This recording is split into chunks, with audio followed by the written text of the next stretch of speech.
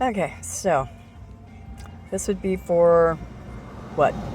Cousin Eddie? Just think if you were talking to me, we could laugh about that. So here's what I know for sure. And what I know for sure is I don't know what the fuck's going on. Um, I don't know why you don't talk to me. I don't know why you're pissed off at me. I don't know why when you see me all you do is scream. Um, you do, but I don't know why you're not willing to share that information with the one person that you're mad at, I guess. I don't know. It's troubling. It's irritating. It's disrespectful. It's childish. I mean, I guess you and Mom and Leslie have this fucking stupid ass relationship to where you guys can treat each other the way you want, talk to each other any old way you want, and then not speak to each other for, extended durations of time, and then come back together without so much as an acknowledgement of why you didn't speak in the first place.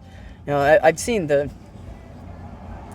conclusion of those because I've actually intervened at some point between you and Mom at one point when you weren't talking and when you and Leslie weren't talking, but you'll never remember that, I'm sure. Again, I was probably one of the ones who encouraged you to bury the hatchet, but, I guess you all never thought about talking about why there was a hatchet in the first place. I'm not like that.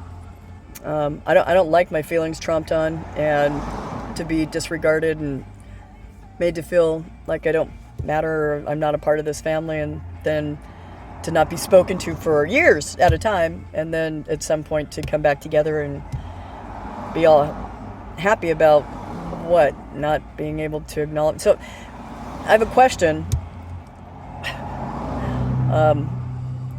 I just want to know if you would or could, because I guess if you're not speaking to me, you probably won't be able to answer this. Tell me how your life is better without me in it. I can't speak to that. I know that, we had lots of years where we weren't in each other's lives, but I never was made to feel like I wasn't a part of this family, like I have been for the last couple of years, which I find ironic considering, since I got here, I have tried to prove to each and every one of you that I am a person of my word, that I am trustworthy and loyal, and I've proven that. I can't say the same for any of you. The only thing you all have really proven to me is that I can't trust any of you, that I can't count on you, that family as a word doesn't mean much, and as a feeling or emotion is even more vacant than that. And again, I just want to know why. I don't feel I've done anything wrong to deserve it. And it's not a feeling in the pit of my stomach that I want to carry around for an extended period of time, anymore. I'm just really done with it.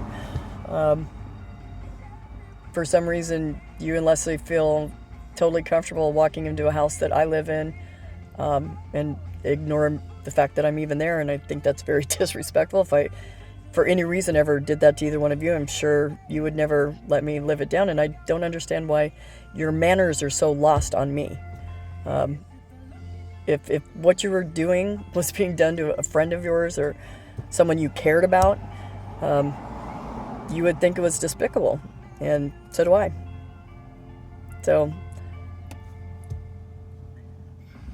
love to hear your thoughts on why this is even going on in the first place, but even more to the point, it's going to end, because I don't know how to continue dealing with the fact that the only family I have doesn't even regard me, doesn't even consider me a part of the family, although I don't know why. I was less in contact with you when I lived 500 miles away and didn't talk to you for years at a time, and I didn't feel bad about that. I live a mile away from you. Haven't talked to you in 2 fucking years, although I don't know why. And why aren't you talking to me about it? Why aren't you getting this worked out? You're supposed to be the adult in the situation. Why every time I've tried to come and talk to you, have you screamed at me like a fucking crazy person instead of just talking to me? really one of the last time, oh no, the last time you talked to me in a normal tone of voice was when you were oh so mad at Leslie and calling her a fucking bitch and fucking cunt, and wow, look at you two now. What the fuck? I just find it funny. You can forgive whatever miserable things she does, but I didn't do anything. And I don't know. It doesn't make any sense to me. I've repaid you every fucking dime I owed you. I returned your car in better shape than I got it in. Yeah, I owe you $100, but you know what? I don't understand how I can owe you any when you owe me 30,000. One day you'll have to explain that to me too. Because I want to know why, if this relationship is over, if you're not going to talk to me for the rest of your life, my life, whatever, where's my inheritance? You said this wasn't about money, but, it obviously is. So, if I already had to survive Nana and all the shit she put me through, how much longer of you do I have to survive before I can have that money to go make a life of my own away from you?